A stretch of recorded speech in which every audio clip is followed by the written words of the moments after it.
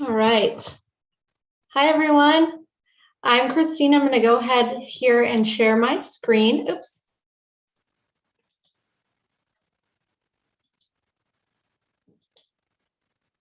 Okay, everybody can see my screen. Shiva, can you see my screen? Okay, perfect. All right, so hello, everyone. We're so glad to have you here with us today. My name is Christine Plitt, and I am the VP of Operations and Educational Services here at the Data Incubator. Today, we have a very special topic to cover. We're going to be talking about how to successfully navigate a career shift into data science as a woman in a male-dominated STEM field.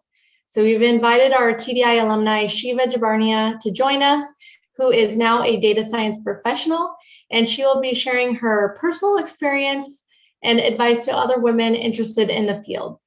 She's been in your shoes where you're standing today, and we think that you'll find a lot of value in what Shiva has to share.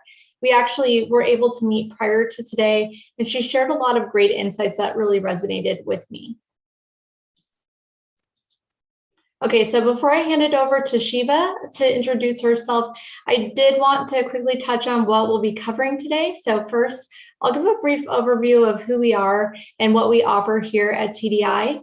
And then we'll discuss resume best practices, interviewing, and the most important thing, the importance of confidence. So Shiva will be sharing her insights and experience with us along the way, and we'll allow plenty of time at the end for questions and answers. So without further ado, I'd like to introduce our TDI alumni, Shiva Gebarnia. So Shiva, would you like to introduce yourself to the group and give an overview of your background and where you're currently working?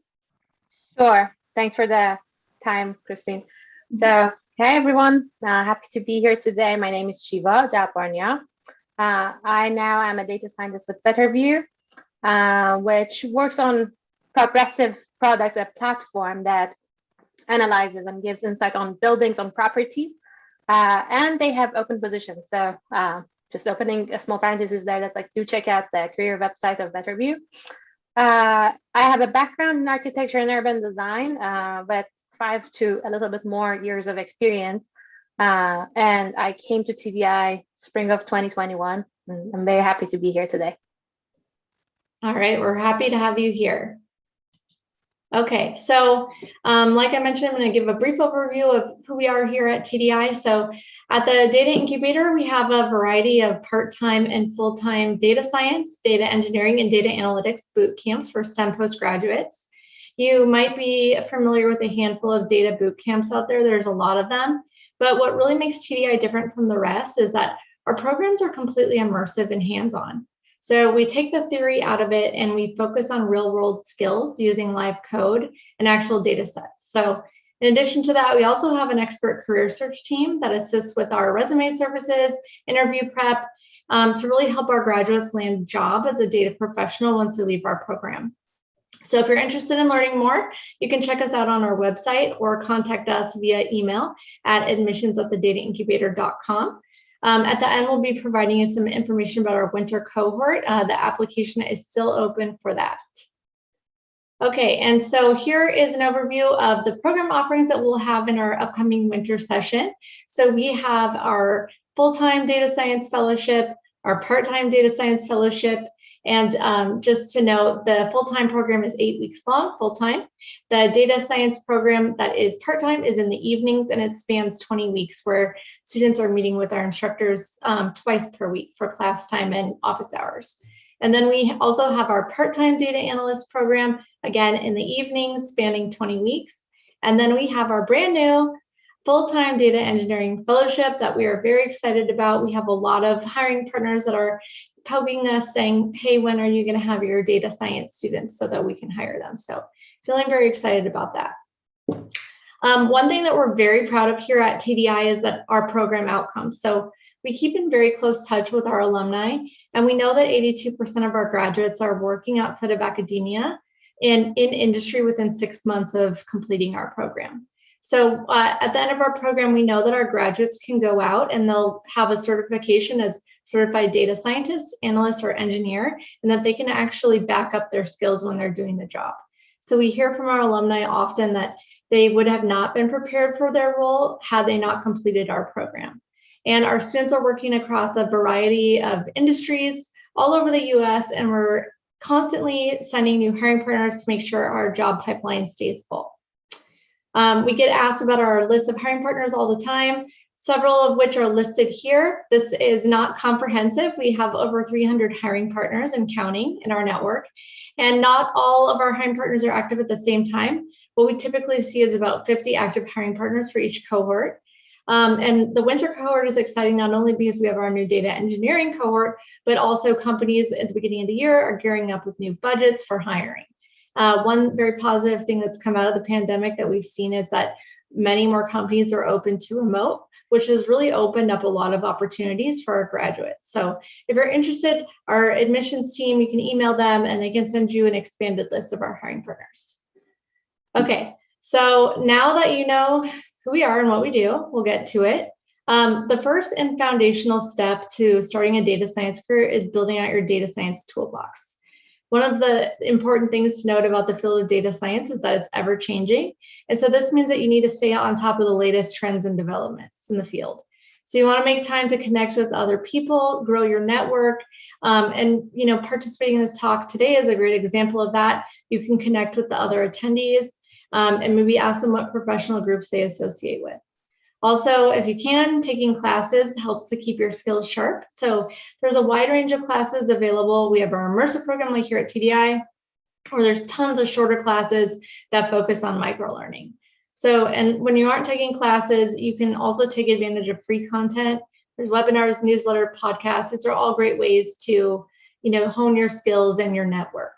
And once you've kind of, acquired some new skills, you can put them to the test and go on sites like HackerRank and Kaggle to showcase some of your newfound skills so that they can help get you hired.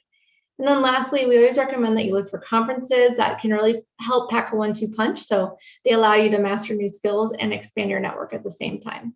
And so this is a great way to make use of your time.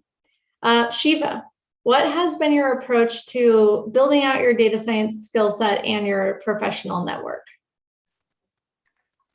To start with the first one that you said, before coming to TDI, I took a couple of online classes and was doing a couple of projects on my own for the company that I was working for at the time, building my experience with hands-on projects as I was going by. But what I thought when I came to TDI was I needed a way to put everything, organize everything, so that I could talk about what I knew when I'm sitting in an interview and be more confident in my skill sets. So that's how I went about that step. And from there, you asked about building my network. I have really tried to be active in making that network viable, not only thinking about how I want to reach out to, but also thinking about how to answer people who reach out to me, thinking about how a chain must somehow form. Someone helps me, I have to help someone else, so that network can grow in both ways. And sometimes you get help from places that you didn't see help coming. I like to call it like where you find allies, and the bigger your ally group is, the more powerful you are. It's not only people who look like you or who are in the same boat with you, but also people who are willing to push you in the right direction or show you the way, no matter where they're standing in their own professional life. So I don't know, does that answer the question? That is great. And I love that you're paying it forward. Someone helped me, so who can I help? I mean, that is just awesome. So yes, that's a perfect answer. Thank you. All right. So, if you take all the tips and advice that Shiva shared about, sharpening your skills in your network, there's a few more steps you can take to set yourself up for success during your transition. So one of the most important keys to success is having a resume that really stands out. So a great first step in creating a standout resume is making sure it's very well organized. We have a lot of feedback from our hiring partners that you want to start out with your technical experience first, and you don't have to go into extreme detail. You want to make sure it's very clear and concise. You also want to make sure that you highlight your experience effectively. So this is easier sometimes said than done when you're just starting out and the bulk of your experience is in academia. If this is the case for you, some of your experience is just not going to translate to people outside of academia, unless you make sure it's extremely clear and easy to understand. And an important thing to remember is that often the first person reviewing your resume, it's going to be non-technical. So you want to make sure that the resume conveys your expertise and skills at a first glance to any desk that it comes across. And so with that, we can talk about CVs. So unlike a resume, that lists your work experience, your overview of your skills and education, a CV is far more comprehensive. And it's way too detailed for any type of job outside of a university looking for teaching staff. I suggest doing some research and potentially investing in hiring a high quality resume writing service. So you just want to make sure that they have experience working on technical resumes. And then after your technical experience, you're going to want to list your work experience. If you have any, you can weave in examples of how you applied your technical skills throughout your work experience where it makes sense. And while you definitely want to include your academic experience, you want to make sure that you stick to the most important and relevant components. So coursework, teaching experience, and your dissertation title. You want to shy away from very specific information like names of your academic advisor or your GPA.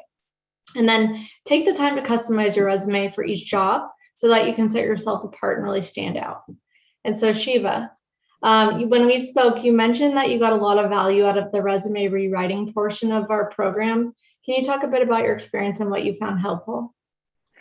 Yes, definitely. I think this is really important. Before talking about my own, I heard something very interesting a couple of days ago from a friend about how you want your resume to be like enough the other people who apply for that same job, that it goes into the pile of resumes that they are looking at, but also different enough that it comes to the top. If you're too different, if you look like you are from Mars, it's going to be difficult to put you in that same category. The hiring managers are not going to follow up, follow the leads on, well, can she or he do the job or not? You want to be like enough, but also different enough. It's, I think, a very subtle balance that you have to keep in mind when you're writing your resume. What I needed help with in this process was, well, I had a lot of experience that was not relevant really to the world that I wanted to enter. And I couldn't make myself leave some of that behind. I had only done the data science jobs with my previous job in the last couple of years, but I had so much experience in the urban design sense of things, in the world of architecture and construction. And it was very valuable to me. It was a little bit difficult to leave them off my resume. But getting some professional help, well, first of all, for an immigrant, my first language is not English. It helped make it the nuances in the language right, the right words to use, the right language to use on all those key points that I needed. And it also helped me see, okay, so maybe I really don't want to include this thing. Maybe it's okay if I don't talk about that really awesome thing that I did, a couple of years ago. And it actually helped. It came a long way in my resume, but I have to say I was surprised in the end by what I could put the emphasis on and how I could present myself versus what I was doing in the beginning, and how it was the same person. I was not exaggerating on the resume. There was putting the emphasis on different things when I was looking at the different versions. So yeah, different enough, but also similar enough. I guess that's the key. Yeah, and I think that you make a really good point that there are certain things that you need to emphasize, and maybe to you it's like, well, this other thing I did was very important, but you want it to stand out to the hiring partner. So I think that is really good advice, and sometimes difficult when you've gone through and done these amazingly difficult projects, but it's worth it in the end. Okay, and so kind of in the same vein, After you have a successful resume rewrite, you want to make sure that you're conveying to the hiring manager that not only do you have the skills necessary to do the job, but you know how to apply them. So not everyone that can write perfect code knows what to do with it and why it matters to a business. And so more often than not, you've already worked on projects in your academic career that are relevant to solving business problems.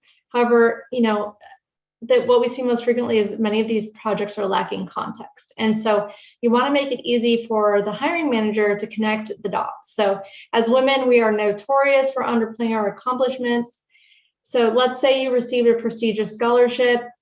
You want to make sure that you expand on that. So just like in the example on the side of the screen, if you're worrying that you're sounding too boastful, just reframe it in your mind and see it as helping them to see that you're the best person for the job, and that by doing so, you're actually making their job and the decision process easier. If you're really stumped and unable to see how your experience working on a project could apply in a business setting, you can tap into someone in your new professional network that you've been working on. It should be really easy for someone, a business person or someone in the field, to spot the connections. So Shiva, can you talk about your experience with communicating your skill set to hiring managers, making sure that they understood the context behind some of the projects that you worked on and what you had on your resume? Yes. Going back to what we talked about on the previous slide, one side of it was to drop the things that were not related, but also when I talked about reframing, when we were working with the professional resume writers at TDI, they had this very simple question and answer of, what did you do? How did that help whatever you were doing? What areas were the improvement happening on? So it made you kind of look at the same thing that you had done in a different perspective, because now you had to put it in this a 3-column thing that I did this, and this was the result, and these were the numbers out of this. Sometimes whatever we do doesn't have a numerical outcome. I cannot measure how I improved something because maybe my work is not in that category that can be measured. But thinking about it in that way really helped me understand, okay, maybe I have to think about the metrics that change, or frame it in a way that makes sense to someone who is looking for that. It's not about that number, but it's about how I say that same sentence. So thinking about that, as I said again, it helped me shift the emphasis on each of those projects, all those things that I had done, from something that I thought was important to something that someone else looking at my resume would find meaningful. And that was really helpful. Yeah, and I love the, kind of the framework that you stated for answering a question. I think that's important. If you can answer every question and say what you did, why it mattered, what difference it made, essentially, then you're going to be able to have a really great interview. And if you can keep it concise with that, then your answers will be really crisp, and it'll really get the point across as far as what you can bring to the table to the hiring manager. So you just basically came up with a framework for interviewing today. So thank you. Yeah, and I guess thinking about it like that, it also gives you some more things to talk about that same project when it comes up in an interview, when someone asks you, well, can you tell us more about this thing that shows up in your resume? Just having thought about that from different points gives you more context, content, things to share about that. Yeah, definitely. That's very helpful advice. Okay, so we're going to talk about confidence. But before I do, I want to share a quote from one of our TDI data science instructors who is female. And I really like this quote. I thought it was very meaningful and helpful. So she said, "Believe in yourself and work on your confidence. Women are so often taught to make themselves smaller. And as a data scientist, you're likely to be surrounded by men, mostly for now. And so don't be intimidated. You're much more capable than you think you are. And, with this, I've seen women in our program that are so accomplished, that are so well educated, and, they still are doubting themselves when they're in the program and they're interviewing for jobs. And, I think that if you kind of look at yourself from the outside and how someone else would view you, you should feel very confident about everything that you've done, especially when you're going out into the workforce after, completing years and years of schooling. And something that I hope that will change over time for women, just feeling more confident. So, when a company hires you, they want to be confident in their decision to offer you the job. You don't have to meet every single qualification in a job description. That's actually a wish list, and typically that person doesn't exist at all. So, you see these unicorn job descriptions, and most of the time, if it's too good to be true, it probably is. So they're not going to find someone like that. So, in fact, it's actually proven that men are much more likely to apply for a job that they don't meet all the qualifications that women are. So the reason is that men feel confident that they can figure out and learn what needs to be done. So, oh, I don't know that, but I can make that happen, or I'll learn it later. And what we know about that is that every woman is capable of doing this as well. And so it should be no different for women when they're looking at a job description and saying, okay, I think I can learn that and fill in the gaps. So please don't worry about being 100% qualified for every job you apply for. Your confidence can make up for any gaps in your resume. So if you're confident that you can rise to the occasion and learn what you need to learn, that is enough a lot of time. So you've worked hard, you deserve the job, you're confident, and then you can learn and master all the aspects of your role. So you need to start acting like it. And then continuing on the subject of confidence, we would like to reference an article that we read from HBR on the 6 things successful women in STEM have in common. And it's no surprise it's confidence. So, however, there's a big gender gap in confidence that exists in the world today, and it's in our faces constantly. Actually, so much so that we actually become desensitized to it. There is recent research that we reviewed that shows that there's indications in recruiting messages for women in STEM that reinforce the idea that men are better in STEM fields. And you as a STEM female have the opportunity to help propel the change that needs to happen going forward. So if you're wondering where to start, I recommend that you check out the book, The Confidence Code. In this book, the author clearly outlines the crucial role that confidence plays in the ability for women to succeed. And studies have proven that women have trouble advocating for themselves professionally. This includes speaking to their accomplishments, negotiating a job offer, asking for a raise. So this book can help provide a research-backed roadmap to help you develop and increase your confidence. And so, Shiva, one of the things that with you that really stood out is that you exuded so much confidence when we met.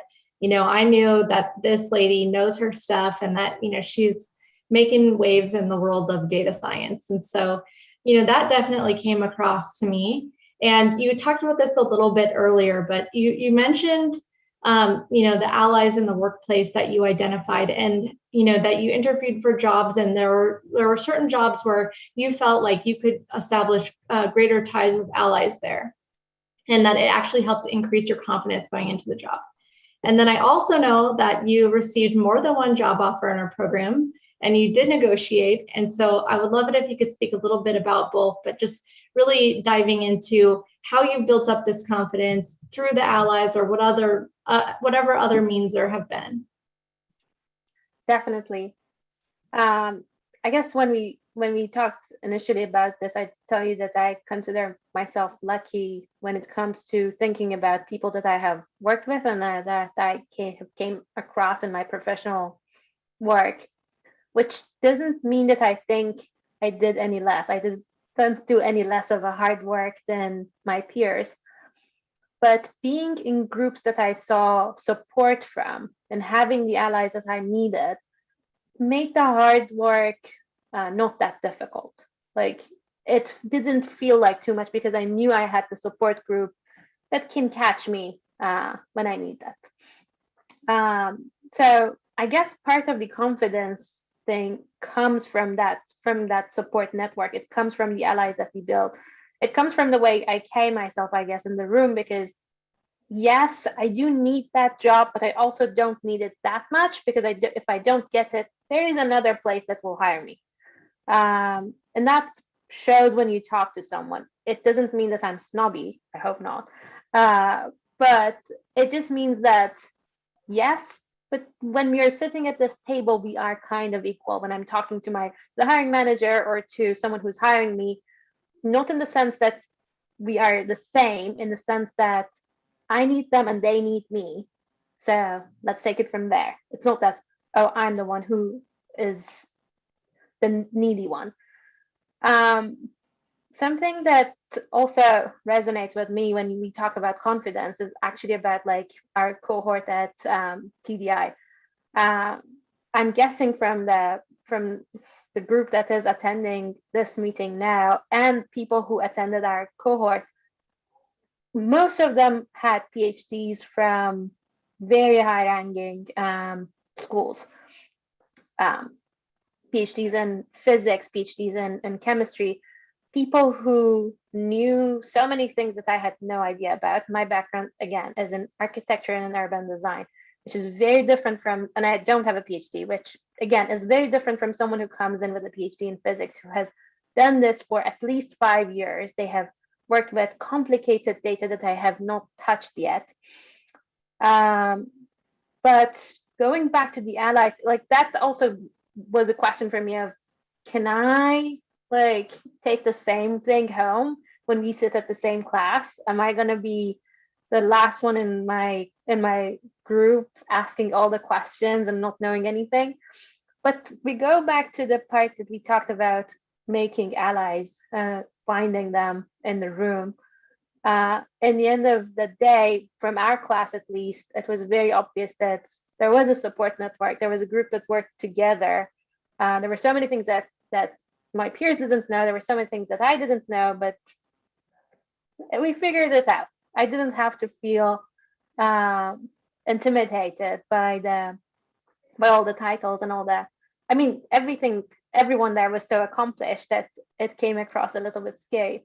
So I guess the message here is that happens everywhere. It's not only about like people that come with you to this class or to another class or wherever you go, or in your work experience. It's about finding the ones from that group that will hold your hand, or you can hold their hand when hard times come.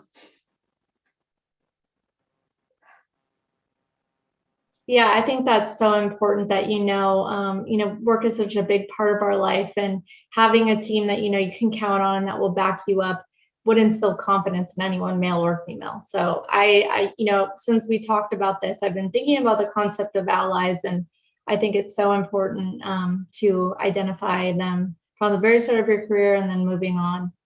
Okay, so we do want to hear about your negotiating. So you negotiated your job offer. You had a lot of people interested in you, and I know that that is something that can be awkward, especially for women.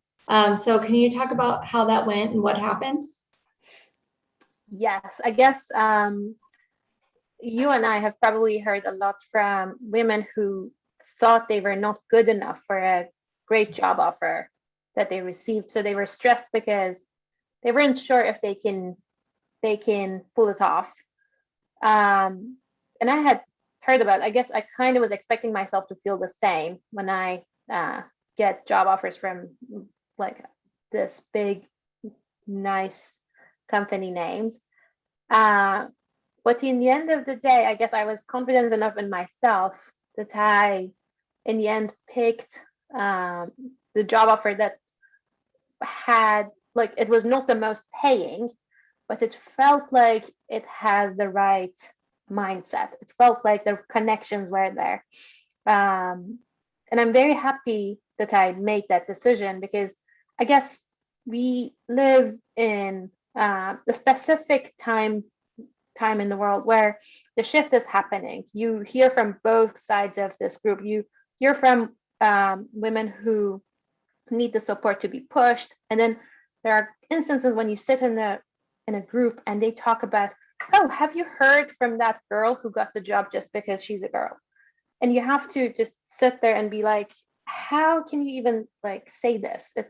We are not yet there. Anyhow, so I guess I'm going to take this back to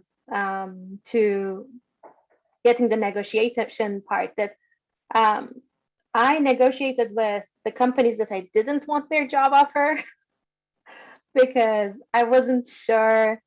I guess I kind of had the question with myself of how much should they offer you in monetary value so that they would pick them over the jobs that you actually like. And it's worked out, at least on the paper. They were happy to offer me more money to join the companies that didn't have the right chemistry. I don't know if I can call it that, but the connection wasn't there, or I didn't see that there. But I ended up picking the offer that I accepted now, and I'm with now, and I couldn't be happier. My work is awesome. The people that I work with are really, truly awesome, super smart, super supportive. Not only people that are nice to work with, but people who are good to take out for a drink, which is not easy to find. So I guess now I'll take it back to how the confidence helped me pick the one that was right for me and not the one that was right on the paper, or other people would have picked if they were in my shoes. I don't know if this makes any sense. I hope it does. No, it's great. It makes perfect sense. Yeah, and then, one thing that you mentioned too that I thought was helpful was that you kind of set the stage up front with this particular employer, right? Where you said hey, this is the range that I want to be in. And so they kind of knew, and then you're able to go back and say, hey, I'd like to be at the higher end of this range, but it makes it less awkward at the tail end of it. But I also think that getting the negotiations out with companies where you're not going to take that offer also helps. It's like a muscle memory. So I think that's great advice. Okay. And then let me ask you, what is the biggest piece of advice that you would give to a woman that's considering, entering a career in data science or data analytics or data engineering to help set them up for success? I mean, I'm going to go back to the two things that we talked about mostly in this presentation, which would be confidence and allies. I started attending, so as an immigrant girl, I found a specific groups that were from my country or for people from my country focused there and helped you find the like-minded people that could help you. My advice is look for the same groups. If you are a minority, or even just a woman who's looking for the support, look into your city, look in the state that you're at, and see if you can find support groups. And now that everything is online, you don't even have to stick to that. Make sure you are looking everywhere for the right group that will give you the right tools to go into this go into this new field.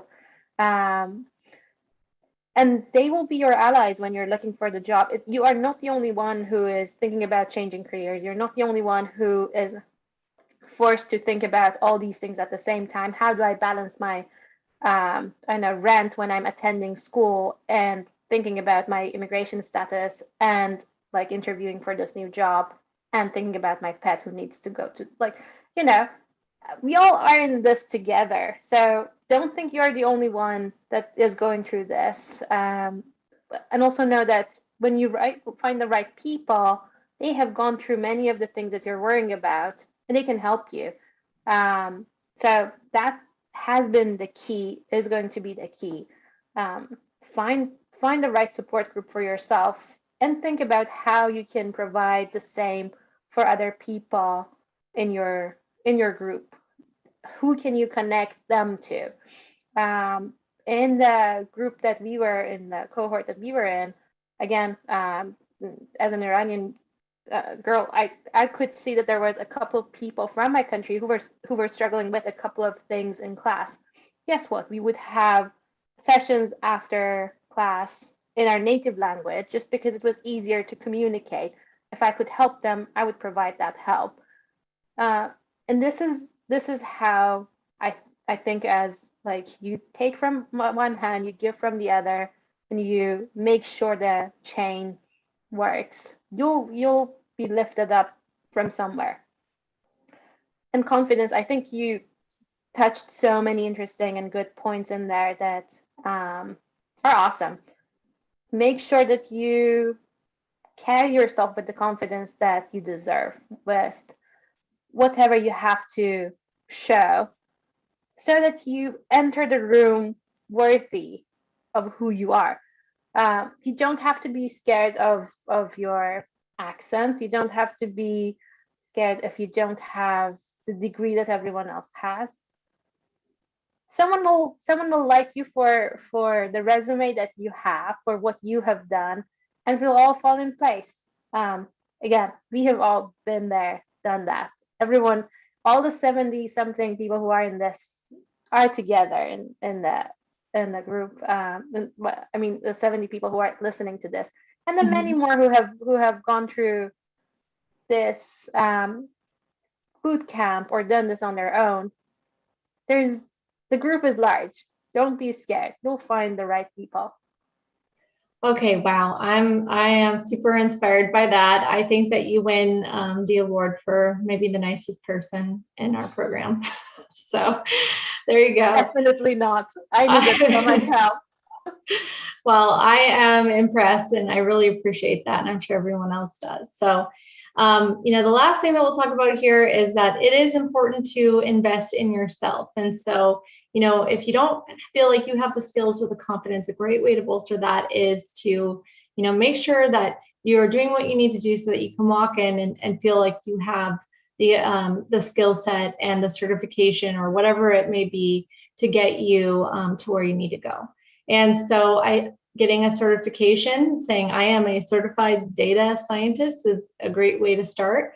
Looking at different training programs, looking at the employment stats of those programs so that, if you decide, okay, I'm going to go to this program and it's going to give me a boost into my career, lots of things to look at, but just making that investment in yourself, because you are worthy, as Shiva said, and you're worthy of all the great opportunities that are available out there to you if you have the confidence to go for it. So we're going to open it up here to questions here in just a moment, but I did want to share that we have a Women in Data Part 2 coming up. So we will be partnering with with Pragmatic Institute on November 3rd for another Women in Data talk with Eugenie Packer. She's actually on our data science advisory board, very accomplished woman, and we'll be talking about some of her experience as a woman in data. And then, like I mentioned, our application for the winter session is now open. We actually just closed out our early admissions, but we do have regular admissions open until November 4th. One thing I will say is that if you're here today and you decide to apply, if you apply within the next 48 hours, and you mention that you're here with you were here today in our talk, in the text box at the end of the application, you will get priority application review. And if you did not, if you've already applied, no worries, just email us and we'll make sure that we have that noted in your application. So, okay, so with that, we are going to go ahead and move into the Q&A portion. So let's see here. Okay, so we have an attendee, Shiva, that has asked, I wonder about hidden barriers such as age. Can you comment on that? Definitely. I have not personally had any issue there. I don't think so. But I know people who are older than the normal age that you would expect people. I'm guessing I'm saying this all wrong. I don't mean there is a normal age. There is not a normal age, but the hidden barriers are there. The hidden barriers are everywhere. We are having this this webinar on women in data because there is that barrier. There are many more that we have to talk about what we don't because they're difficult to point out. The age barrier, I'm guessing, is there, but it may be different when you go to different companies. Something that I was thinking about as you were talking about interviewing with different places, Christine, was how if you're worried about something or if you're thinking about something that may or may not be a problem or you want to know about it, a good practice would be to find people who work on that in that company, people who are like you, have the same um, um, characteristics that you are worried about, and ask them, well, as a woman, how do you feel this company is treating you? As someone from this other country, how do you think this company is treating you? As someone with an older age, how do you think this company is treating you? Most people would be very happy to reply and answer and tell you what they think, how they feel about this. Sometimes you don't find that thing there. You don't find someone who has changed careers and they were, I don't know, in an age that you think would be a difficult age to approach that. It's okay to talk to people who are newer in that company or older or have been there for a longer time, someone who think you can relate to and ask the difficult questions from, someone who is friend of a friend and knows that industry well, can point you out to, okay, I think I know this company that are very inclusive, maybe try interviewing there. One other thing that I wanted to say about the age barrier is that even when you are younger, doesn't matter, you come from a background. When you are changing careers, you are coming from a background, you have something that others may not. Don't think about that as baggage. Think about it as something that will give you edge in something new. Think about all the ways that you can reframe what you have done in your career before this, or even if you haven't been in that mindset, maybe you have just decided to start work at an older age. That's okay. Find the allies and they will answer your questions about all that. I don't know if this is answer enough. I don't know who asked that question. Let me know if that answers what you were thinking about, or if I can provide any more on that topic. Awesome. All right. So we have another question here. What would be a good way to look for jobs systematically? That's the big question, I guess. What I did was I was very particular on what I wanted to end up doing. I really wanted to, again, as I said, I didn't want my previous experiences to just, I didn't want to leave that all behind. So I was very picky on what industry I'm looking at and where I'm looking at. So that made it a little bit easier because the keywords were very particular. I had a list, I had an Excel sheet of places that I was applying, what happened, what date did I send what, when did I hear back. Many people in the cohort, I think, had something similar going on because we could talk about reply rates and how many we are hearing back from and things like that. And that's all I can think of that list the jobs that you're seeing on LinkedIn, on Monster, on wherever your go-to job search is, and keep track of places that you're applying and places that you're not hearing back from. The places that you don't hear back, like they don't even say no to receiving your resume. Those are the ones that you don't want to really go to, I guess, or I don't want to. So keeping track of them has been good because it has given me an idea of like, yes, they have this other job that's very interesting, but I'm not going to apply for it because they never even cared enough to say no to the previous one or something like that. Yeah. Yeah, I think that's a good point. There's actually a lot of, etiquette with that goes both ways with interviewing. And if the company isn't being respectful of your time and at least getting back to you, like you said, or if the interview process seems weirdly long and drawn out, those are red flags that you can look for just about the culture even. So that's great advice. I'll add go ahead. one quick thing to Yeah. that. There are platforms that people talk about, and some of them are very interesting places to be at. There is Blind, and there are Reddit subreddits that you can find very interesting information, specifically because they are anonymous platforms. So people go there and talk about many things that go on in different tech companies that will be very useful when you are thinking about applying for those.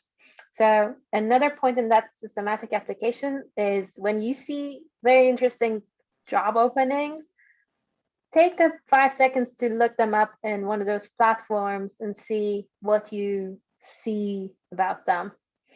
Sometimes red flags are easier to find. Sometimes they're not, but maybe this helps. Yes, I think that's great advice. Okay, here we have another question for you, Shiva. What are the industry standard certificates in data science? Are there any? I don't know of any. I know there are people who take exams to show that they are AWS certificated, like they are experts in AWS. But for other ones, I can't think of any standard certifications. I don't know. No. Okay, perfect. So just keep all your skills, all of the skills sharp, and then you'll be fine. All right. Actually, I think someone posted a list. I think Raven posted a list that we could maybe share with the group about. There are a lot of certificates.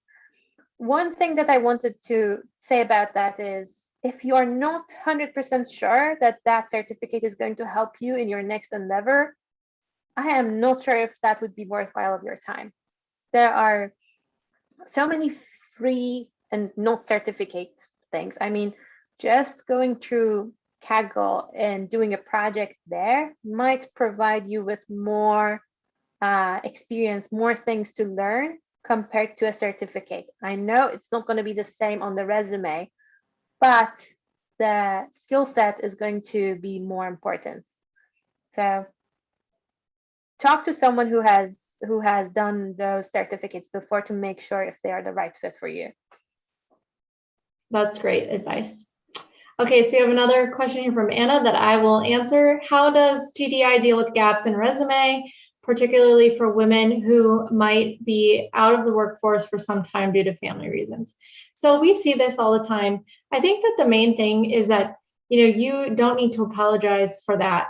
The main thing is focusing on what your skill sets are, what your skill set is, what you've been working on recently, and what you can bring to the table is key. And that there's no need to be apologetic or feel that you have to over-explain any gaps in your resume. Just keep it to the point and what you bring today. Exactly. I mean, I totally understand that, and I want to say, be proud. You are the ones who are creating the next generation. You don't have to be apologetic about that to anyone. So be proud. You spent a few years at home for very good reasons. That's all okay.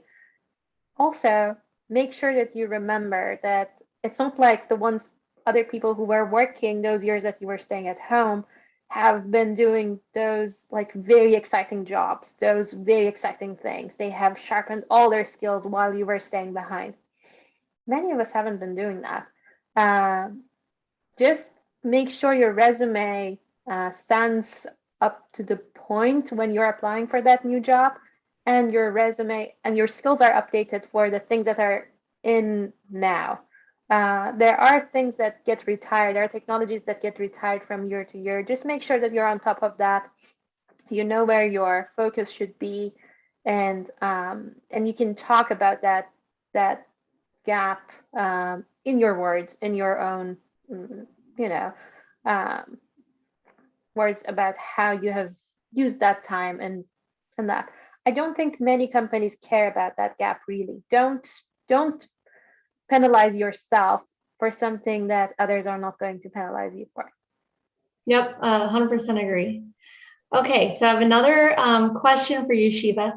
I found it very hard to find an entry-level data science position. Many roles need industry experience. Any suggestions for new grads trying to find their first job? My suggestion would be to, well, think about it like this. Right now, there are so many people that call themselves data scientists that it's difficult to sift through them. That is something that we all have to admit when we think about the other side. So without the experience, without some industry expertise in any industry, it would be difficult to be a good data scientist in that field. Something that may help is to see if you can find jobs as senior data analysts, or if you can find jobs that are in the crossroad of what your expertise, like what you are bringing in, and the data science position. So if your background is in chemistry, see if you can find data scientist positions in the chemistry industry. Like try to find that overlap so that you can use your other experience as tools that will apply in the new job. Other than that, I think there is who had asked that question mentioned, there are very few data scientist positions that want 0 years of experience. I suggest looking at internships with bigger companies and looking at senior data analyst roles. They are both going to take you to where you want to be. It'll take a couple of years, yes, but hopefully it will be worth it. Yeah, and I think too, we get people kind of hung up sometimes in our program about taking their first job offer that they get. Oh, I don't know if I want to work here. But the thing is that you don't have to stay at the job for your whole life. And so I think some people, view this as a lifelong commitment, and it isn't. And sometimes you just need to get one job under your belt, and then you have the experience to move on to Amazon or anywhere else that you want to work. So we've seen that very often. Sometimes get your foot in the door, and then you can decide what your dream job is. So, okay, and then we have another question that's similar. I don't have experience in data science, but I completed an online course on LinkedIn, and I have a bachelor's in engineering. Is it possible to get a job? I'm not going to call it impossible, but what I'm going to say is there's a reason that we are sitting in this webinar with the boot camp. Yep. It's very difficult. I'm not going to lie to you. Just that course on LinkedIn is not going to get you far enough. Again, unless you find the right fit for your engineering degree and go from there. But if you are interested in finding a more like data sciencey job, you may have to go for a more formal experience level, meaning think about the boot camp, think about something that you can put on your resume and use it as a tool to show that you know how to handle a project from 0 to 100, which is different from taking just an online course and doing their homeworks. So you want that on your resume. Make sure you can show that when you're looking for a job. Perfect. Okay, then we have another question here. How did you approach the challenge, the coding challenge, to get in to the TDI program, especially given that your background was in architecture before? So I had done a little bit of data projects before on my own. I had taken the online courses before. I had done some projects, both for work and for myself, and that's when I applied for TDI. So right off the bat, that might sound a little bit difficult if your background is very different and not techie at all, which architecture is definitely in that group. It's like, yeah. But I was fortunately coming with a little bit more experience. If you're in that same situation, make sure that you put some time apart now to take some online courses, make yourself familiar with coding languages, with programming thinking, with that analytical thinking, which is different from the design world.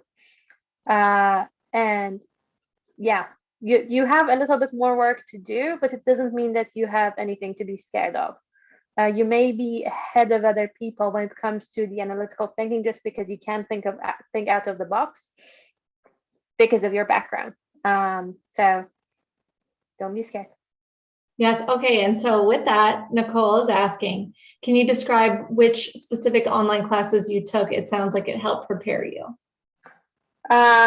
Sure. I took one in Udacity, which was about the data science. I have to look up the name to be exact. But it was one of their nano-degree programs, and then some free courses from UT Austin, which is my alma mater. So and wherever I could find any resource, I didn't say no to them. Doing projects, doing Kaggle, doing the HackerRank stuff also helped. So I do suggest looking into those as well. Awesome. Okay, well, we're coming to the end of our time here. So Shiva, thank you so much for coming and speaking with everyone today. You had so many wonderful insights and left us with so much to think about and so many helpful tips. So really appreciate your time. And I'd like to thank everybody that has attended here today, and hopefully we will see you applying for our program for the winter. Sure. All As right. I said before, if I can be your ally, do message me. Don't be scared. My name is quite unique. You'll find me on LinkedIn. Oh, that's so nice. There you go. You already have an ally now. Yeah, happy to help anyone if I can. All right. Thank you so much, Shiva. Thank you, everyone. Have a great day.